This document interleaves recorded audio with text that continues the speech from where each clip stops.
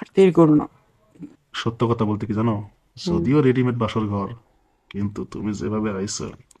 যা করে তাড়াতাড়ি করো। ভিতরে আসেন ভাই।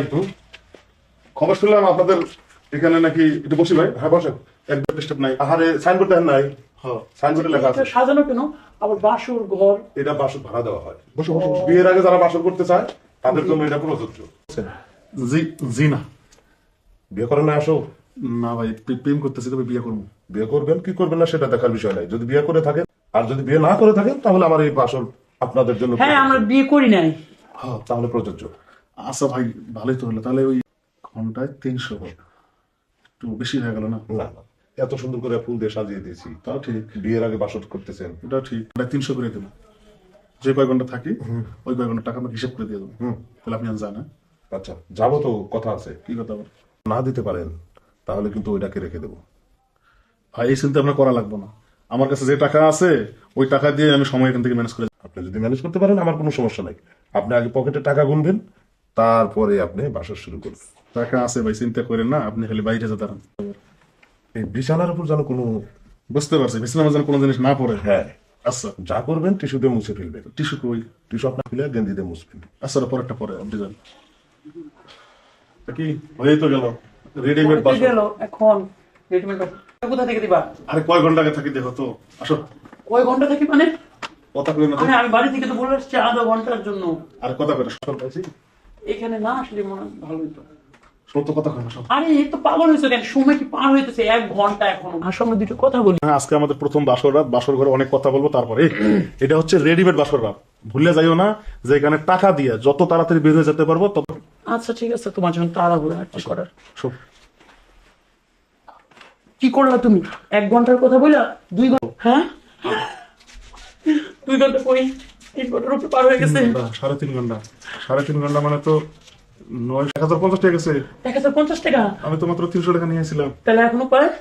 উপায় দিকে ভাইরে ডাক দিকে। আচ্ছা ভাই, ও ভাই। হ্যাঁ অবশ্যই। ভাই সমস্যা তো একটা আছে ভাই। কি?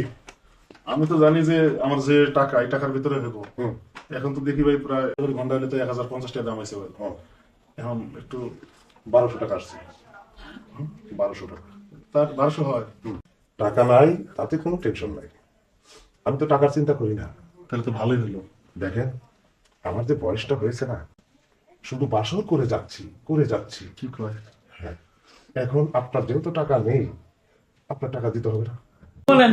কাল লাগে কোন জায়গায়? এই বাসরে কার সাথে? তোমার লগে। হ্যাঁ? এ ভাই আপনি কি কইতেছেন? হ্যাঁ। ও তো আমার গার্লফ্রেন্ড। আপনার গার্লফ্রেন্ড থাকা তার প্রেমিকা থাকা না থাকা সমান কথা। কি করে এগুলা? শুনেন একটা কথা বলি, আমার এই ঘড়িটা অনেক দামি, এটা আমি দিয়ে দিই। নাই নাই নাই রে নাই নাই রে, সুখ শান্তি নাই। হ্যাঁ, সুখ শান্তি আছে।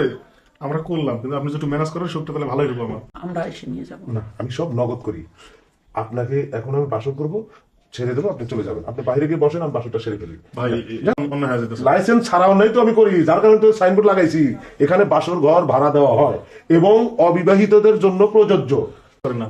দেখেন যারা বিবাহিতা তারা তো বাসর করছেই, আর তাদের বাসরের কোনো প্রয়োজন নাই। কিন্তু বিয়ের আগে বাসর করার মজাটাই আলাদা।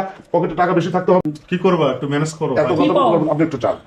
ভাই একটু আস্তে আস্তে দিয়েন। চান আরে ওই দাও, আমার নিয়ে যাও। এই। এই যে দাঁড়ান। ও আপনাকে ভাবছে ওই আপনাকে নিতে আসবে, কখনো না। তাহলে আমি যাই। দাঁড়ান, এইরকম প্রেমিক আমি হাজারটা দেখেছি। কি? কারণ জি।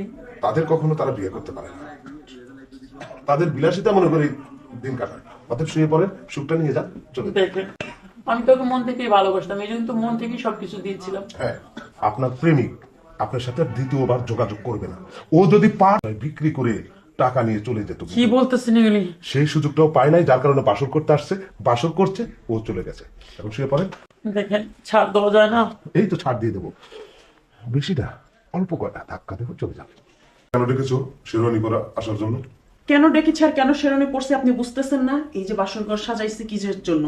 কার জন্য? আপনার জন্য। আজ আপনার আর আমার বাসর, তুমি এই যার সাথে বাসর করার জন্য। এটা তুমি কি বলতেছো? কি বলতেছি? যেটা শুনতেছেন সেটাই বলতেছি। তুমি কি ভেবে চিন্তা বলেছো? হ্যাঁ আমি ভেবে চিন্তাই বলেছি। আমার শ্বশুর হন। মামা শ্বশুর হ্যাঁ তো কি হইছে? দুইটা মাকে এক জায়গায় করলে হয় মামা। এই শোনেন, আপনার এত হাদিস আমি শুনতে চাচ্ছি না, সেটাই শুনবেন। এটা আমার পক্ষে সম্ভব না। কেন সম্ভব না? তাহলে আপনি কি চান আমি বাইরে থেকে পরপুরুষ এনে বাসর করি? না, আমি এটাও চাই না। বাসর করেন আমার সাথে। তুমি যেটা বলতেছ আর যেটা করতেছ এটা শুধু পাগলামি। আমি পাগলামি করতেছি না। আমি এটা করলে তো আমাদের বংশের মান সম্মান তুলে মিশে যাবে। ঠিক আছে, আমি বাইরে থেকে পরপুরুষ এনে আজকে বাসর করি, তাহলে আপনাদের বংশের মান সম্মান থাকে। আমি রাজি, তোমাকে বাড়ি থেকে পরপুরুষ আনতে হবে না। শুয়ে পড়ো, আমি তোমার মনের চাহিদা মিটিয়ে দিচ্ছি। অল্পতেই বুঝে গেছেন কেন আমি আজকে এই বাসর সাজাইছি।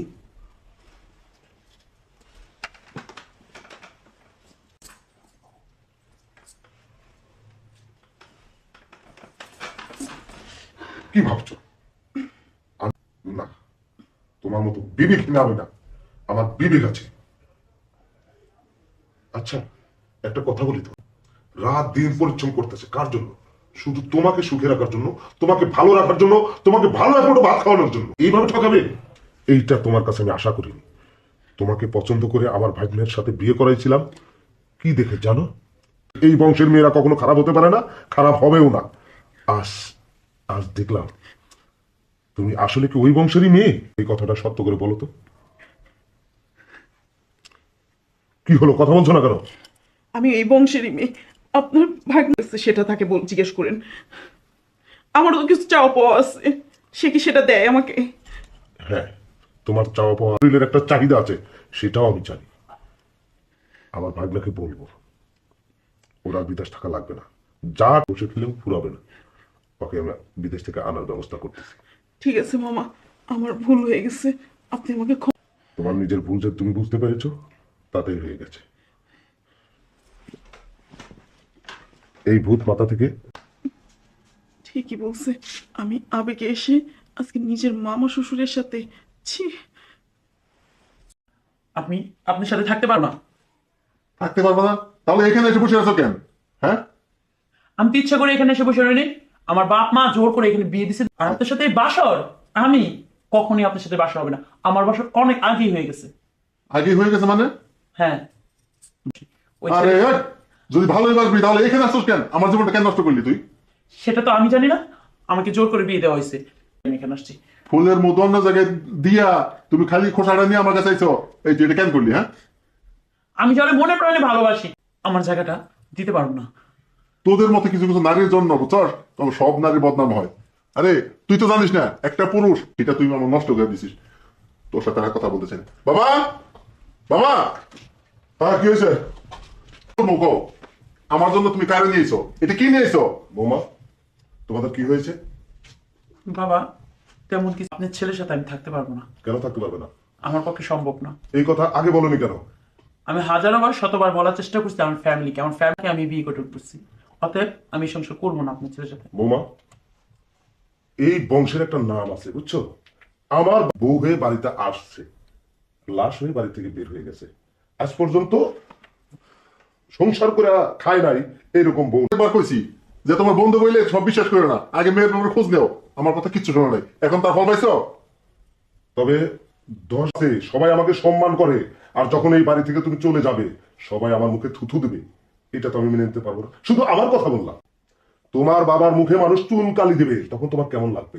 তোমার বাবা মৃত্যুর জন্য ছটফট করবে যে আমার মেয়েটা কি করলো। ভালো হোক বুধাই কিন্তু আমি বিয়েটা করছি। কিন্তু আমি নিজের বিবেকের কাছে নিজে প্রশ্ন করছি, যাকে আমি বিয়ে করছি তাকে তো আর ঠকাতে পারি না। বলছিল তার সাথে। শোনো, তুমি যখন 4 কালেমা পড়ে আমার ছেলের সাথে বিয়ে বসেছো তখন এই বাড়ি কোথাও যেতে পারবে না। আমার ছেলে হয়তো তোমার কাছে সুখ পাবে না, তাই তো আমি আমার ছেলেকে আবার বিয়ে দেবো। প্রয়োজনে 2টো বউ থাকবে। আমার সতীনের সংসার করতে হবে তোমাকে, কিন্তু এই বাড়ি থেকে যেতে পারবে না। এটাই আমার শেষ কথা।